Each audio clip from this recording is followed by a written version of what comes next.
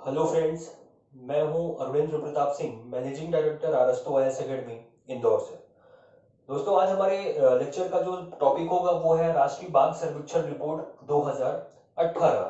ठीक है, 2018। इसके बाद बात करते हैं कि इसको जो राष्ट्रीय बाघ सर्वेक्षण रिपोर्ट 2018, इसे चौथे क्रम की रिपोर्ट कहा जाता है। चौथे क्रम की रिपोर्ट मतलब कि ये बाघों के सर्वेक्षण के क्रम में ये कौन सी रिपोर्ट है, आपकी चौथी है। ठीक है, अभी हम समझेंगे कि ये चौथी कैसी हुई। ठीक है, अगर मैं बात करूं कि ये जो सर्वेक्षण रिपोर्ट है, ये जो बाघों की गणना के संबंध में रिपोर्ट है कि हमारे भारत के राष्ट्रीय उद्यान है, जितने अभयारण्य हैं, या कहें जितने भी टाइगर प्रोजेक्ट संचालित है, उन सभी सम्मिलित रूप से अगर उनको मिला लिया जाए तो हमारे भारत में कितने बाघ हैं। ठीक है, और उन बाघों की चूंकि गणना करने के क्रम में ये रिपोर्ट तैयार की जाती है। अब फिर क्वेश्चन ये उठता है कि बाघों की गणना करवाई क्यों जाती है, क्योंकि हम जानते हैं कि हमारे भारत में लगभग विश्व का 80% जो बाघ है हमारे भारत में ही पाए जाते हैं। लेकिन अगर मैं बात थोड़ा सा पीछे चल के करूं कि 19वीं शताब्दी में लगभग हमारे भारत में बाघों की जो संख्या थी वो लगभग 40,000 थी। ठीक है, लेकिन कालांतर में बाघों के अवैध शिकार के फलस्वरूप, या कह सकते हैं शहरीकरण के बढ़ने के फलस्वरूप, या वनों की कटाई या कृषि क्षेत्र के विस्तार के साथ साथ ये इन बाघों की संख्या में लगातार कमी देखने मिल रही थी। ठीक है, पहले के जो राजा महाराजा हुआ करते थे, जो बड़े बड़े जागीरदार हुआ करते थे, वो इन बाघों की का शिकार भी किया करते थे। फलस्वरूप इनकी संख्या में लगातार कमी आने लग गई। लेकिन जब देश आजाद हुआ तो हमने अभी पढ़ा था कि 1972 में वन्य जीव संरक्षण अधिनियम संसद के द्वारा पारित किया गया, जिसमें इस बात को सुनिश्चित किया गया कि इन वन्य जीवों को संरक्षण प्रदान किया जाएगा। लेकिन इसके बाद बात करें कि वर्ष 2006 में वन्य जीव संरक्षण संशोधन अधिनियम संसद के द्वारा पारित किया गया। ठीक है, वर्ष 2006 में, और उसमें यह प्रावधान रखा गया कि एक एनटीसीए का गठन किया जाएगा। तो एनटीसीए क्या है? एनटीसीए है आपकी national tiger conservation authority, NTCA. ठीक है, तो ये जो है तो वन्य जीव संरक्षण संशोधन अधिनियम 2006 में ही क्या कर दिया गया था, ये प्रावधान कर दिया गया। लेकिन इसकी जब स्थापना होती है दोस्तों, तो एनटीसीए की स्थापना कब की जाती है? वर्ष 2005 में। ये आपको थोड़ा सा याद रखना है कि एनटीसीए की स्थापना जो है, जो आपकी टाइगर फोरम था, उस फोरम की सिफारिश के आधार पर एनटीसीए का गठन 2005 में किया जाता है। लेकिन फिर इसके गठन का प्रावधान वन्य जीव संरक्षण संशोधन अधिनियम 2006 में भी किया जाता है, और इसको कानूनी स्वरूप जो है प्रदान कर दिया जाता है। तो एनटीसीए ही जिम्मेदार होती है इन बाघों की जो है तो देखरेख करने या उनकी गणना करने के लिए। अब बात करते हैं हम कि जो राष्ट्रीय बाघ सर्वेक्षण रिपोर्ट 2018 है, हमने ये जाना कि ये चौथे क्रम की रिपोर्ट है। चौथे क्रम का मतलब ये है, जैसे मैंने यहाँ पर आप देखिए लिखा हुआ है कि यह जो रिपोर्ट है ये कितने वर्षों के अंतराल में प्रकाशित होती है। तो ये हमेशा जो ये बाघ सर्वेक्षण रिपोर्ट है या बाघों के संबंध में जो गणना रिपोर्ट है, ये 4 वर्षों के उपरांत जो है जारी की जाती है। तो अभी देखिए वर्ष 2018 में हमने बात की चौथे क्रम की रिपोर्ट है। तो निश्चित रूप से जो पहली रिपोर्ट हुई होगी वो कब प्रकाशित हुई होगी? वर्ष 2006 में। तो पहली रिपोर्ट आपकी हुई वर्ष 2006 में, दूसरी हुई फिर 4 वर्ष बाद 2010 में, फिर तीसरी रिपोर्ट आई 2014 में, और चौथी रिपोर्ट आई 4 वर्ष उपरांत 2018 में। इसीलिए हम इस 2018 की रिपोर्ट को हम चौथे क्रम की रिपोर्ट के नाम से भी जानते हैं। फिर बात करें कि यह जो बाघ सर्वेक्षण रिपोर्ट है उसको तैयार कौन करता है। ठीक है, जैसे हमने वन स्थिति रिपोर्ट के बारे में पढ़ा था कि वहां पर कौन तैयार करता है? वन अनुसंधान संस्थान, जो देहरादून में स्थित है। इसी प्रकार बाघों की जो सर्वेक्षण रिपोर्ट है उसको भी तैयार कौन करता है? यहाँ पर भारतीय वन्य जीव संरक्षण संस्थान, जो कि कहां पर है? आपके देहरादून में है। ठीक है, आपको याद रखना है, यहाँ पर 2 तथ्य मिले आपको कि वन सर्वेक्षण संस्थान, वन अनुसंधान संस्थान भी आपका देहरादून में है, और आपका वन्य जीव संरक्षण संस्थान भी कहां पर है? आपका देहरादून में है। ठीक है, तो जो बाघों की सर्वेक्षण रिपोर्ट है उसको तैयार कौन करता है? तैयार करने वाला संस्थान ये है। इसके बाद इस रिपोर्ट का प्रकाशन कौन करता है? तो आपको पता है कि केंद्रीय पर्यावरण वन एवं जलवायु परिवर्तन मंत्रालय भारत सरकार का मंत्रालय है। यह मंत्रालय जो है इस रिपोर्ट को जारी करता है। ठीक है, अब जारी करने की जो तिथि थी वर्ष, ये जो बाघ सर्वेक्षण रिपोर्ट 2018 है, इस रिपोर्ट को कब प्रकाशित किया गया? हालांकि जो कि आपको पता है कि 2018 में ये रिपोर्ट बन करके तैयार हो गई, लेकिन जो कि हमारे यहाँ पर 29 जुलाई को आपको पता है कि विश्व बाघ दिवस बनाया जाता है, विश्व tiger day, world tiger day. तो 29 जुलाई 2019 को जो है इसका प्रकाशन या इस रिपोर्ट का प्रकाशन जो है माननीय प्रधानमंत्री मोदी जी के द्वारा किया गया। फिर हमने तो ये जान लिया कि कितने वर्षों के अंतराल में इसका प्रकाशन होता है, तो 4 वर्षों के अंतराल में। ठीक है, तो चलिए अब हम बात करते हैं कि इस रिपोर्ट में किस प्रकार से भारत के बाघों की जो संख्या है वो हमें देखने मिलती है, और साथ ही साथ यहाँ पर हम एक काम ये करते हैं कि एक टेबल के फॉर्म में हम अभी तक जितनी भी जो गणना की गई है बाघों की, चाहे वो 2006 की बात हो, 2010 की, 2014 की या 2018 की, तो किस प्रकार हमारे भारत में बाघों की संख्या बढ़ी है, और उस संदर्भ में हम अपने मध्य प्रदेश में भी देखेंगे कि हमारे मध्य प्रदेश में भी बाघों की कितनी संख्या वर्तमान में और पूर्व में हुई गणना में पाई गई। ठीक है, चलिए अब बात करते हैं हम भारत व मध्य प्रदेश में बाघों की स्थिति को। ठीक है, तो यहाँ पर मैंने, चूंकि अभी हमने बात करी थी कि जो राष्ट्रीय बाघ सर्वेक्षण रिपोर्ट है ये चौथे क्रम की रिपोर्ट है, मतलब जो 2018 में रिपोर्ट आई है वो चौथी रिपोर्ट थी। ठीक है, तो यहाँ पर मैंने कॉलम बनाए हुए हैं कि एक तरफ लिखा हुआ है वर्ष कि 2006 में भारत में कितने बाघ थे, 2010 में कितने, 2000 इसी तरह 14 में या 2018 में, और उसी के संदर्भ में मैंने मध्य प्रदेश का भी यहाँ पर लिखा हुआ है। ठीक है, कि मध्य प्रदेश में 2006 की जो बाघों की गणना हुई या बाघ सर्वेक्षण जो रिपोर्ट 2006 में आई, उसके अनुसार हमारे मध्य प्रदेश में बाघों की संख्या कितनी थी। ठीक है, तो दोस्तों कुछ ऐसी विशेषताएं भी हैं इस रिपोर्ट में हमारे मध्य प्रदेश के संदर्भ में। जैसे मैं बात करूं कि हमारे मध्य प्रदेश में को पहले जो है टाइगर स्टेट के नाम से जाना जाता था, क्योंकि हमारे मध्य प्रदेश में भारत भर में बाघों की संख्या सर्वाधिक पाई जाती थी। ठीक है, लेकिन वर्ष 2010 की जो रिपोर्ट आई, उस रिपोर्ट के अनुसार हमारे मध्य प्रदेश से जो टाइगर स्टेट का दर्जा था ये छिन गया, और किसको प्राप्त हो गया? ये कर्नाटक को। ठीक है, तो कर्नाटक चूंकि 9 वर्ष तक जो है टाइगर स्टेट का दर्जा उसके पास रहा, लेकिन वर्ष 2018 की बाघ सर्वेक्षण रिपोर्ट के अनुसार पुनः हमारे मध्य प्रदेश को टाइगर स्टेट का दर्जा प्राप्त हुआ है, क्योंकि हमारे मध्य प्रदेश में सर्वाधिक बाघ प्राप्त हुए हैं। ठीक है, तो अभी हम बात करते हैं कि वर्ष 2006 में भारत में कितने बाघ थे, तो भारत में बाघ थे आपके 1411। ठीक है, फिर 2010 में जो रिपोर्ट आई, दूसरे क्रम की रिपोर्ट, उस रिपोर्ट के अनुसार भारत में बाघों की संख्या हो गई 1706। इसके बाद जब तीसरे क्रम की रिपोर्ट आई 2014 में, तो भारत में बाघों की संख्या बढ़कर हो गई 2226, और जो चौथे क्रम की रिपोर्ट है 2018 में, उसके अनुसार हमारे मध्य प्रदेश में 2967 बाघ पाए गए। ठीक है, तो ये तो संख्या आपको थोड़ा सा याद रखनी है कि हालांकि जरूरी है ये वर्ष 2018 का डेटा, लेकिन फिर भी यहाँ पर जो कि आपको सारा चीजें मिल चुकी हैं अभी तक की जितनी रिपोर्ट आई है बाघों के संदर्भ में।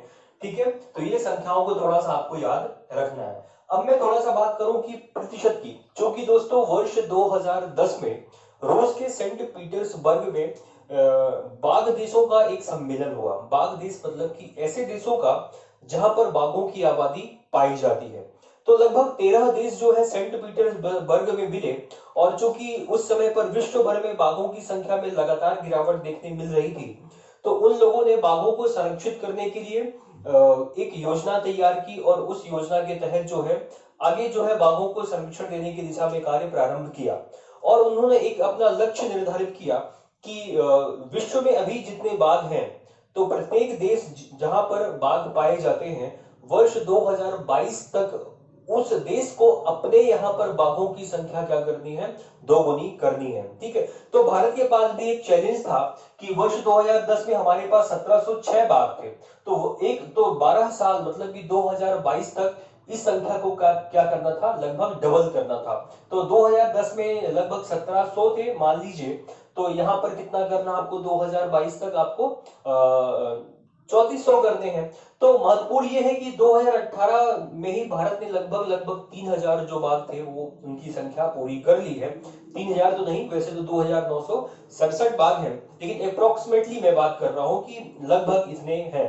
तो भारत के संदर्भ में अगर मैं बात करूं तो बाघों के संरक्षण की दिशा में जितने प्रयास भारत ने किए और सफल भी जितना भारत हुआ, वैसा विश्व के ऐसा कोई भी देश नहीं कर पाया अभी तक। ठीक है, तो ये तो थी भारत के संदर्भ में बात। अगर मैं बात करूं कि वर्ष 2006 में भारत में 1411 बाघ थे और 2010 में 1706 हो गए, तो कितने प्रतिशत बाघों की संख्या में वृद्धि हुई, तो 21% बाघ जो है वर्ष 2010 की बाघ रिपोर्ट के अनुसार बढ़े। ठीक है, तो यही है 2010, जहां पर सेंट पीटर्सबर्ग में आपके सम्मेलन हुआ था बाघ जहां पर पाए जाते हैं उन देशों का, और साथ में इसी सम्मेलन में 29 जुलाई को जो है विश्व बाघ दिवस बनाने का भी निर्णय लिया गया था। ये भी आपको थोड़ा सा याद रखना है। ठीक है, इसके बाद बात करें कि 2010 में हम भारत में इतने बाघ थे, 2014 में हो गए 2226 बाघ, मतलब कितने प्रतिशत बाघों की वृद्धि हुई, तो वो है आपका 30%। ठीक है, इसके बाद बात करें कि 2226 बाघ 2014 में थे और 2018 में बढ़कर हो गए 2967 बाघ, तो कितने प्रतिशत संख्या में वृद्धि हुई, और वो है आपके सामने 33%। ठीक है, मतलब कि अभी तक जितनी भी रिपोर्टें आई हैं बाघों के संदर्भ में, उनकी गणना के संदर्भ में, इतनी वृद्धि अभी तक नहीं देखी गई जितनी 2018 की रिपोर्ट में हमें देखने मिलती है। लगभग 33% की वृद्धि बाघों की संख्या में हुई। अब देखते हैं अपने मध्य प्रदेश के संदर्भ में कि भारत में की बात हमने कर ली कि हमारे मध्य प्रदेश में किस रिपोर्ट में कितने बाघ प्राप्त हुए। तो वर्ष 2006 में हमारे मध्य प्रदेश में बाघों की जो कुल संख्या पाई गई दोस्तों, वो 300 थी। ठीक है, और इस आधार पर हमारे मध्य प्रदेश को टाइगर स्टेट का दर्जा दे दिया गया, क्योंकि यहाँ पर बाघों की संख्या भारत भर के अगर मैं राज्यों की बात करूं तो मध्य प्रदेश में सर्वाधिक मिली। ठीक है, इसके बाद जब 4 वर्ष उपरांत 2010 की रिपोर्ट आती है तो मध्य प्रदेश में बाघों की संख्या घट जाती है। ठीक है, यहाँ पर आप देख रहे हैं, यहाँ पर 300 मिलती हैं आपको और यहाँ पर 251 मिलते हैं, जबकि कर्नाटक में 2010 की रिपोर्ट के अनुसार यहाँ पर बाघों की संख्या कितनी मिलती है, 300 मिलती है। तो अब जो है भारत मध्य प्रदेश से टाइगर स्टेट का दर्जा छिन गया और किसको मिल गया, कर्नाटक को मिल गया। ठीक है, अब फिर बात आती है 2014 में मध्य प्रदेश में बाघों की संख्या बढ़ी, 308 हो गई। ठीक है, और कर्नाटक में इसी एवज में कितने बाघ बढ़ गए, यहाँ पर जो बाघों की कुल संख्या मिली वो मिली आपको 406 बाघ। ठीक है, तो पुनः कर्नाटक ही स्टेट ऐसा था जिसको टाइगर स्टेट का दर्जा पुनः प्राप्त हुआ। अब इसके बाद जब 2018 की रिपोर्ट आती है तो 2018 में हमारे मध्य प्रदेश में बाघों की संख्या 526 हो गई। ठीक है, और जो कर्नाटक स्टेट है उसके बाघों की संख्या 524 थी।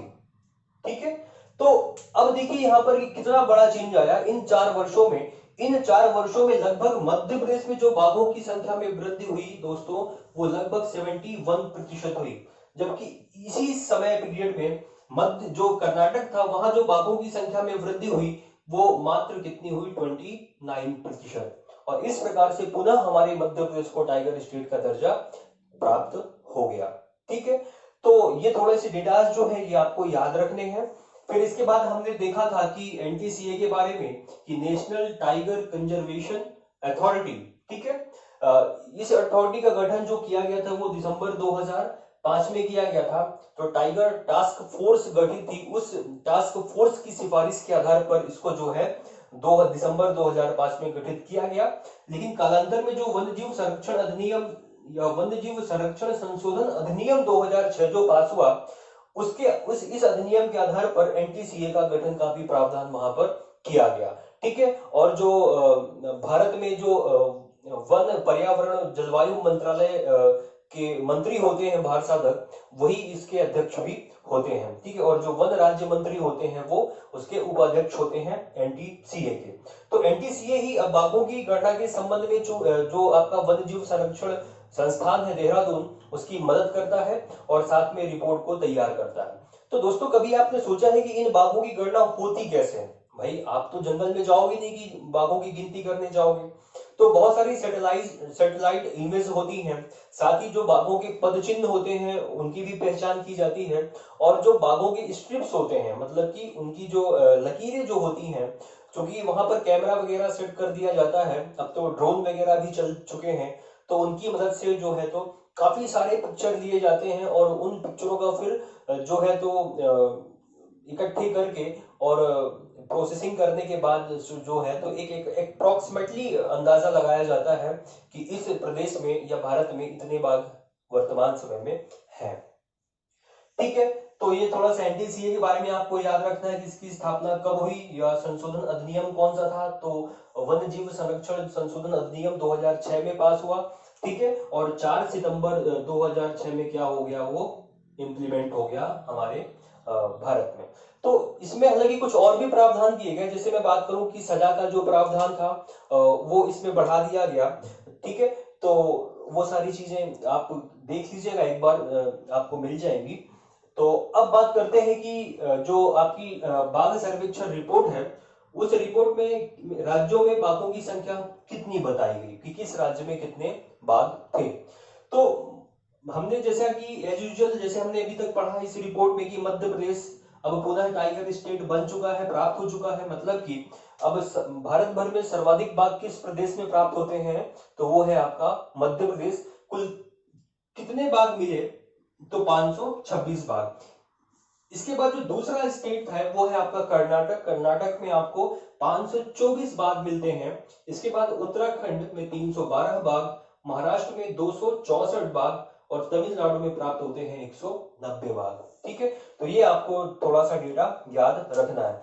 फिर यहीं पर बात करें कि वर्ष 2014 की तुलना में 2018 में मध्य प्रदेश में कितने प्रतिशत बाघों की मतलब बाघों की संख्या में कितने प्रतिशत की वृद्धि हुई, तो वो भी आपको थोड़ा सा देखना है कि 71% की वृद्धि दर्ज हुई, क्योंकि 2014 में मध्य प्रदेश में 308 बाघ थे और 2018 में बढ़कर हो गए 526 बाघ।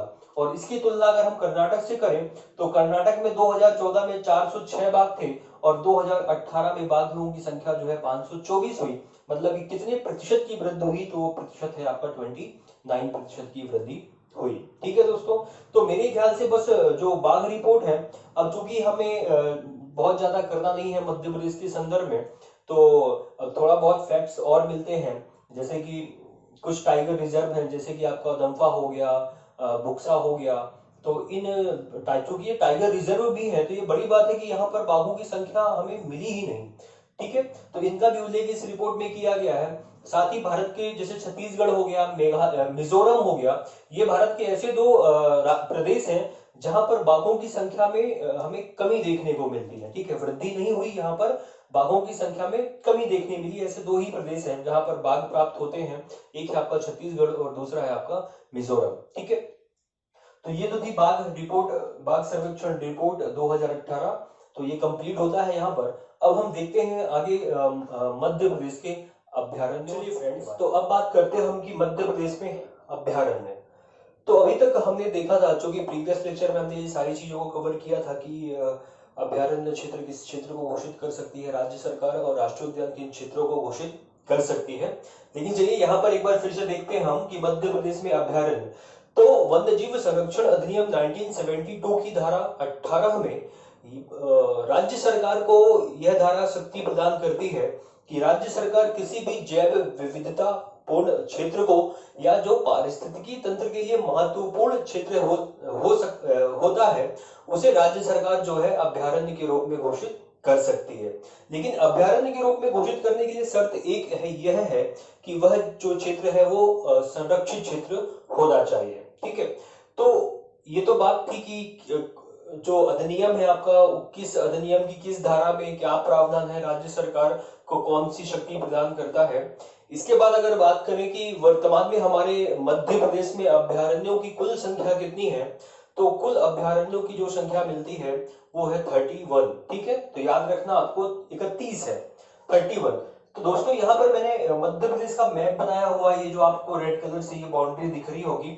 उसके बाद ब्लू कलर से जो मैंने लिखा है वो जिले का नाम लिखा है। ठीक है, और उस जिले में कौन सा अभ्यारण्य है वो ब्लैक पेन से लिखा हुआ है। हालांकि ये बोर्ड थोड़ा सा छोटा था और जानकारी यहाँ पर बहुत सारी है, तो लेकिन फिर भी अगर आप स्पष्ट रूप से देखेंगे तो आपको समझ में चीजें आ जाएंगी। ठीक है, तो इस पूरे के पूरे बोर्ड में आपको 31 अभयारण्यों के बारे में सारी कुछ इंफॉर्मेशन यहाँ पर लिखी हुई है। चलिए अब बात करते हैं जो कुछ महत्वपूर्ण है। जैसे कि मैं बात करूं सबसे पहले कि मध्य प्रदेश का सबसे बड़ा अभयारण्य कौन सा है। ठीक है, तो उसका आंसर मिलता है दोस्तों, आपको याद रखना है कि नौरादेही जो मध्य प्रदेश के सागर जिले में है। ठीक है, सागर जिला यहीं पर है, तो यहाँ पर है आपका नौरादेही अभयारण्य। यह अभयारण्य मध्य प्रदेश का सबसे बड़ा अभयारण्य है, जिसका कुल क्षेत्रफल लगभग 1194 वर्ग किलोमीटर है। ठीक है, ये तो बात थी बड़े की। अब यहीं पर बात करते हैं कि मध्य प्रदेश का सबसे छोटा अभयारण्य कौन सा है। तो सबसे छोटा अभयारण्य है आपका मध्य प्रदेश के इंदौर जिले में स्थित है, जिसका नाम है राला मंडल। ठीक है, राला मंडल का जो कुल क्षेत्रफल है वो है आपका 2.34 वर्ग किलोमीटर का। ठीक है, याद रहेगा आपको। सबसे बड़ा है आपका सागर में नौरादेही, और सबसे छोटा है आपका इंदौर में राला मंडल। इनके क्षेत्रफल को भी थोड़ा सा याद रखना है आपको। ठीक है, चलिए अब नेक्स्ट जो बिंदु है उस पर बात करें कि हमने पढ़ा था जब हमने राष्ट्रीय उद्यान किए थे कि 12 में से 6 राष्ट्रीय उद्यानों में टाइगर प्रोजेक्ट संचालित है। ठीक है, लेकिन मध्य प्रदेश का एक अभयारण्य ऐसा है जहां पर टाइगर प्रोजेक्ट 2014 में संचालित किया गया। उसका नाम क्या है दोस्तों, किस जिले में है, वो तो आइए देखते हैं। तो यहाँ पर देखेंगे, यहाँ पर आपका कौन सा जिला है, रायसेन।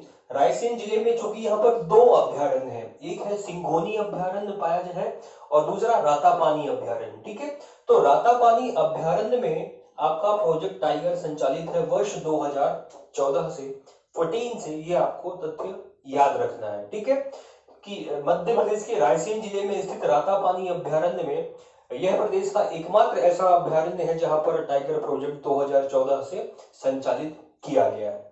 इसके बाद देखते हैं, अब ये मध्य प्रदेश का यहाँ पर धार जिला है और धार के ऊपर है आपका रतलाम जिला। तो धार जिले में सरदारपुर अभयारण्य है और रतलाम जिले में आपका सैलाना अभयारण्य है। ठीक है, तो इन दोनों अभयारण्यों में मैंने गोला क्यों लगाया है, तो याद ध्यान दीजिए थोड़ा सा कि मध्य प्रदेश का तो धार जिले में सरदारपुर अभयारण्य और रतलाम जिले में सैलाना अभयारण्य, इन दोनों अभयारण्यों को संरक्षित किया गया है खरमौर पक्षी के संरक्षण के लिए, कि यहाँ पर जो खरमौर पक्षी है उनको संरक्षण देने के लिए यह इस अभयारण्य की स्थापना की गई है। ठीक है, इसके बाद नेक्स्ट देखें, आपको यहाँ पर देखने मिलेगा कि ये है मध्य प्रदेश में ग्वालियर जिला और इसके बाद है आपका शिवपुरी जिला। ठीक है, ग्वालियर जिले में स्थित है आपका घाटी गांव अभयारण्य और शिवपुरी में है आपका करेरा अभयारण्य। अब यहाँ पर भी मैंने गोला लगाया है और लिखा हुआ है ये सोन चिड़िया के लिए आरक्षित क्षेत्र है। ठीक है, तो ये घाटी गांव और करेरा ये दोनों जो अभयारण्य हैं ये सोन चिड़िया को संरक्षण देने के लिए स्थापित किए गए हैं या बनाए गए हैं, या यहाँ पर अभी वर्तमान समय में सोन चिड़िया का संरक्षण किया जाता है। इसके बाद देखें यहाँ पर, तो एक मिलेगा आपको राष्ट्रीय चंबल जो कि मुरैना जिला में है। ठीक है, फिर नेक्स्ट मिलेगा आपको केन जो कि छतरपुर जिले में है, और इसके बाद मिलेगा आपको सोन घड़ियाल अभयारण्य जो कि मध्य प्रदेश के शहडोल जिले में है। ठीक है, इन तीनों को मैंने लाइन किया है, आपका जो सोन घड़ियाल है, इसके बाद जो केन अभयारण्य है और इसके बाद है राष्ट्रीय चंबल अभयारण्य। ये तीनों अभयारण्य जो है ये घड़ियाल के घड़ियालों के संरक्षण के लिए रिजर्व किए गए हैं, कि यहाँ पर जो है घड़ियालों का संरक्षण किया जाएगा। अब घड़ियाल और मगरमच्छ में बेसिक डिफरेंस क्या है दोस्तों, जैसे आपने देखा होगा घड़ियाल क्या होते हैं, मगरमच्छ क्या होते हैं, तो जो एक इन दोनों की जो बनावट है शारीरिक, बस उसी में आपको देख करके आप पता लग जाएगा कि मगरमच्छ है या घड़ियाल है। तो जो घड़ियाल का जो मुंह होता है उसका मुंह थोड़ा सा लंबा होता है। ठीक है, जबकि मगरमच्छ में ऐसा नहीं होता है। चलिए इसके बाद जो और सीरीज बचते हैं हमारा, जैसे हम बात करें, ये तो आपको पता चल गया कि अगर आपने ये फैक्ट याद रखे हैं तो लगभग सोन घड़ियाल आपको पता है, केन पता है, राष्ट्रीय चंबल, ये तीनों, राष्ट्रीय चंबल मुरैना में है, केन छतरपुर में है, सोन घड़ियाल शहडोल में है, ये तीनों अभयारण्य घड़ियाल के लिए, ये 3 यहाँ पर मिल गए आपको। इसके बाद घाटी गांव, ग्वालियर, करेरा, शिवपुरी, ये 2 अभयारण्य है आपके सोन चिड़िया के संरक्षण के लिए। तो यहाँ पे 3 और 2 5 अभयारण्य हो गए। इसके बाद धार है आप में सरदारपुर है आपका, रतलाम में सैलाना है, वो खरमौर पक्षी के लिए है। ठीक है, तो 5 और 2 7 अभ्यारण्य हो गए। इसके बाद याद रखना है सबसे बड़ा, सबसे छोटा और किस अभ्यारण्य में टाइगर प्रोजेक्ट संचालित है, तो वो है रातापानी आपका। ठीक है, तो आपके 3 4 5 6 7 8 9 और 10 अभ्यारण्य तो ऐसे ही हो गए, अगर क्योंकि इंपॉर्टेंट सबसे ज्यादा यही है। और साथ में कुछ और अभ्यारण्य ऐसे हैं जो एग्जाम में पूछे जा सकते हैं। तो आपको कोशिश करना ये है कि दोस्तों की आपको पूरे के पूरे अभ्यारण्य जो है, जितने भी है हमारे मध्य प्रदेश में 31, वो सारे याद हो। ठीक है, तो अगर आप एक दो बार प्रैक्टिस करेंगे ऐसा मैप बना करके, सबसे पहले तो आप ब्लैंक पेपर में मध्य प्रदेश का मैप बनाएं, और फिर 31 याद है आपको किस किस जिले में है, वो जिलों को एक बार, दो बार, तीन बार, चार बार जब आप उसको भरेंगे मैप को, तो निश्चित तौर पर 5वीं बार जब बनेगा आपसे तो वो सही होगा। ठीक है, इसके बाद देखिए, अब बात करते हैं हम अलीराजपुर से, कि अलीराजपुर में है आपका कट्टीवाड़ा अभ्यारण्य। इसके बाद झाबुआ जिले में है आपका मयूर अभ्यारण्य है। यहाँ पर मोरों को संरक्षण देने की योजना जो है प्रस्तावित है। हमने धार की बात कर ली, हमने रतलाम की बात कर ली। इसके बाद नीमच है का नीमच जिले में है आपका गांधी सागर अभ्यारण्य। अब यहाँ पर बता आपको कि चंबल नदी प्रवाहित होती है नीमच जिले में, और यहीं पर चंबल नदी में गांधी सागर डैम भी बना हुआ है। ठीक है, तो गांधी सागर अभ्यारण्य कहाँ है, नीमच जिले में। या इसकी एक विशेषता ये भी है दोस्तों कि गांधी सागर अभ्यारण्य को चंबल नदी 2 भागों में विभाजित करती है। ठीक है, इसके बाद है आगरमालवा में आपका है कामधेनु गौ अभ्यारण्य। ठीक है, यह भारत का पहला, साथ ही मध्य प्रदेश का पहला गौ या कामधेनु अभ्यारण्य है। ठीक है, आपको याद रखना है, यह आगरमालवा के सुसनेर नामक स्थान पर स्थापित किया गया है वर्ष 2014 में। इसके बाद है आपका नरसिंहगढ़ अभ्यारण्य कहाँ है, राजगढ़ में है। ठीक है, ये आपको याद रखना है कि चिड़ीखो झील है, चिड़ीखो झील आपके इसी नरसिंहपुर अभ्यारण्य में है, स्थित है। इसके बाद नेक्स्ट बात करें हम, तो हमने बात कर ली करेरा की, बात हो गई घाटी गांव की। इसके बाद श्योपुर, तो श्योपुर में ये कूनो अभ्यारण्य है, और अभी हमने बात की थी अपने प्रीवियस लेक्चर में कि कूनो अभ्यारण्य का हिस्सा मिला करके और कूनो पालमपुर राष्ट्रीय उद्यान जो है इस क्षेत्र को घोषित कर दिया गया है। लेकिन यहाँ पर भी है आपका क्या, श्योपुर में कूनो अभ्यारण्य। ठीक है, इसके बाद नेक्स्ट बात करें मुरैना की बात हमारी हो गई राष्ट्रीय चंबल घड़ियाल संरक्षण के लिए। इसके बाद बात कर लेते हैं हम रायसेन की, तो रायसेन जिले में 2 अभ्यारण्य है। ठीक है, एक है आपका सिंघोनी और दूसरा है आपका रातापानी अभ्यारण्य। रातापानी की विशेषता क्या है कि यहाँ पर टाइगर प्रोजेक्ट जो है वर्ष 2014 से संचालित किया गया है, और दूसरा है आपका सिंघोनी, ये भी आपको याद रखना है। सागर की बात हो गई है कि सबसे बड़ा अभ्यारण्य है नौरा देवी। इसके बाद निवारी जिले में है आपका ओरछा जिला। ठीक है दोस्तों, तो वर्ष 2018 में निवारी जिले की स्थापना की गई, लेकिन जब तक ये टीकमगढ़ था तो टीकमगढ़ में हम शामिल करते थे ओरछा को, लेकिन अब ओरछा अभ्यारण्य जो है वो निवारी जिले में सम्मिलित किया जाता है। ठीक है, तो आपको याद रखना है कि जो ओरछा अभ्यारण्य है वो आपके मध्य प्रदेश के निवारी जिले में है। इसके बाद केन अभ्यारण्य की बात हो गई जो कि मध्य प्रदेश के छतरपुर जिले में है। बात करें पन्ना जिले की, तो यहाँ पर है आपका गंगऊ अभ्यारण्य। ठीक है, गंगऊ अभ्यारण्य। इसके बाद बात करते हैं बगदरा अभ्यारण्य, ये है आपके मध्य प्रदेश के सिंगरौली जिले में। सिंगरौली जिला जो मध्य प्रदेश का सबसे पूर्वी जिला है, और यहीं पर स्थित है आपका बगदरा अभ्यारण्य। इसके बाद सीधी जिले में है आपका डुबरी अभ्यारण्य। ठीक है, डुबरी हमने नाम पढ़ा था कि जो संजय गांधी नेशनल पार्क है उसका प्रारंभ में नाम था डुबरी। ठीक है, या संजय डुबरी नाम से जानते थे, लेकिन सीधी जिले में ही है आपका कौन सा अभ्यारण्य, डुबरी अभ्यारण्य, ये भी याद रखना है। इसके बाद शहडोल जिले की बात कर ली हमने कि सोनचिड़िया है यहाँ पे अभ्यारण्य, ये भी घड़ियाल संरक्षण के लिए रिजर्व रखा गया है या स्थापित किया गया है। इसके बाद है आपका उमरिया में है आपका पनपठा। ठीक है, ये भी याद रखना, पनपठा अभ्यारण्य कहाँ है, उमरिया जिले में। ठीक है, फिर बात करें मंडला जिले में है आपका फेन अभ्यारण्य। ठीक है, फेन अभ्यारण्य कहाँ है, मंडला जिले में। इसके बाद बात करते हैं सिवनी में है आपका पेंच। अब आपको पता है कि जो पेंच राष्ट्रीय उद्यान है या इंदिरा प्रदर्शनी राष्ट्रीय उद्यान है वो मध्य प्रदेश के छिंदवाड़ा और सिवनी जिले में ही विस्तारित है। ठीक है, तो सिवनी में ही आपका कौन सा अभ्यारण्य मिलेगा, पेंच राष्ट्रीय उद्यान। इसके बाद नेक्स्ट बात करते हैं होशंगाबाद की। होशंगाबाद में फिर पुनः दो अभ्यारण्य हैं आपके, एक है बोरी अभ्यारण्य और दूसरा है पचमढ़ी अभ्यारण्य। ठीक है, हमने ये भी पढ़ा था कि जो पचमढ़ी है वो एक नेशनल पार्क भी है और वो कहाँ पर है आपका, होशंगाबाद जिले में ही है। ठीक है, तो उसके कुछ क्षेत्र को जो है पचमढ़ी अभ्यारण्य के रूप में रिजर्व रखा गया है और दूसरा है आपका बोरी अभ्यारण्य। विशेषता क्या है, हमने यहाँ पर पढ़ा था शायद जब हमने वनस्पति के बारे में पढ़ रहे थे मध्य प्रदेश के संदर्भ में, तो हमने पढ़ा था कि जो बोरी घाटी है मध्य प्रदेश के होशंगाबाद जिले में, वह सागौन के वनों के लिए प्रसिद्ध है। ठीक है, तो ये है आपकी बोरी अभ्यारण्य। इसके बाद बैतूल जिले की बात करें तो यहाँ पर है कालीभीत अभ्यारण्य है। ठीक है, कालीभीत। आगे बात करें खंडवा जिले में तो यहाँ पर दो प्रस्तावित है, एक मंधाता है, दूसरा है सुरमेनिया।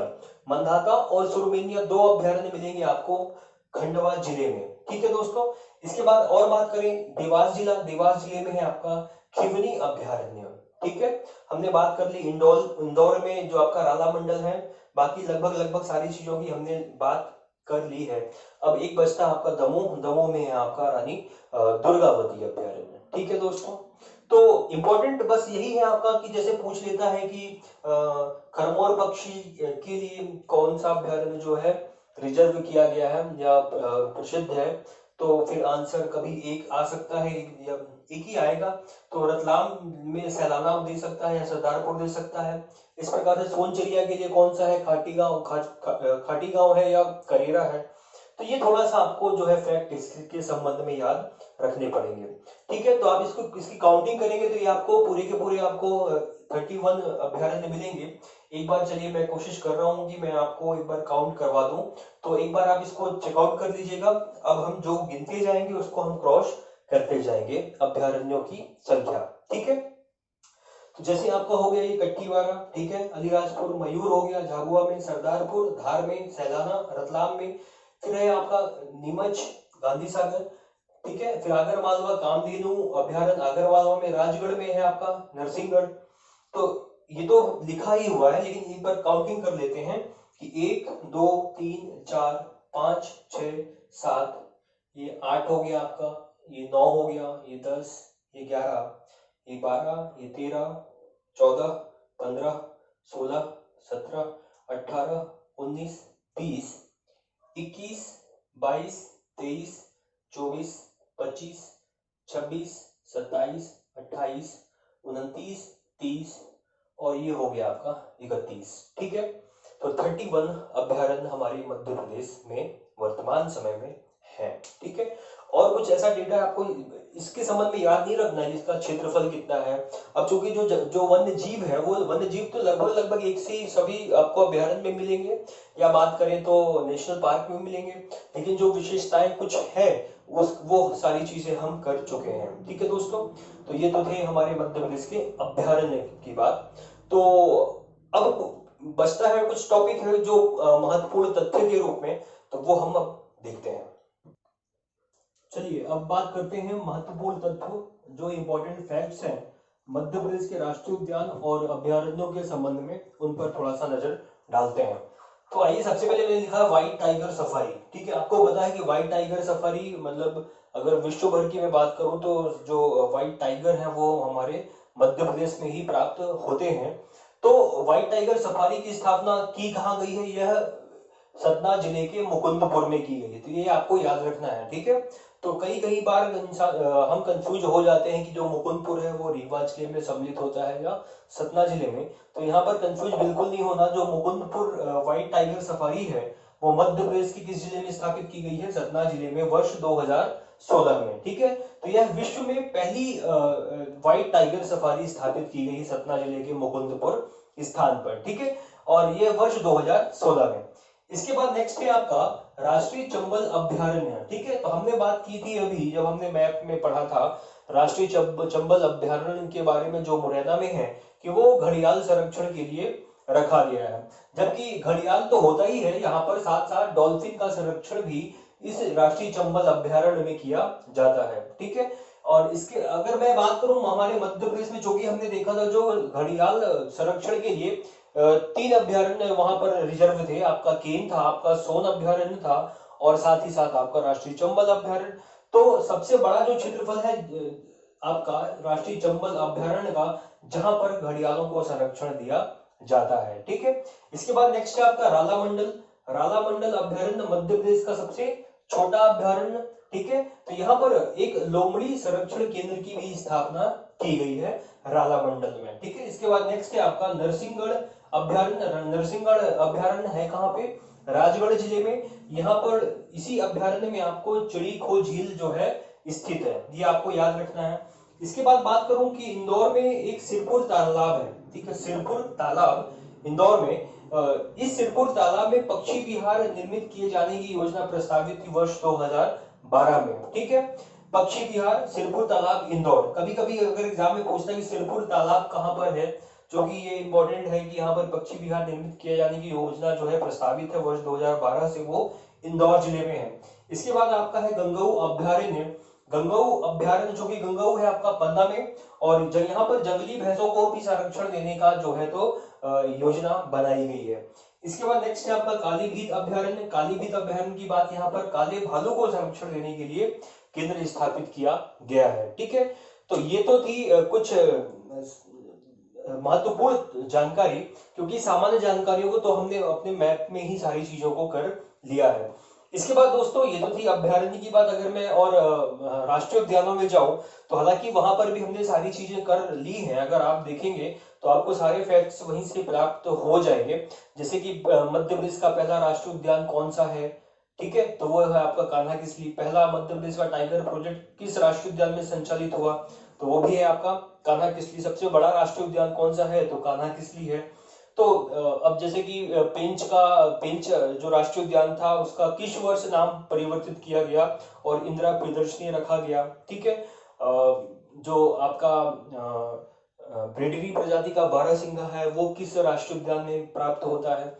तो इस प्रकार के बहुत सारे फैक्ट्स हैं जिनकी चर्चा हम अपने प्रीवियस लेक्चर में कर चुके हैं। ठीक है, तो मुझे लगता है कि अब अभ्यारण्य के संबंध में यहाँ पर जानकारी को रोक देना पर्याप्त होगा, क्योंकि हमने लगभग सारी चीजों को कवर अप कर लिया है।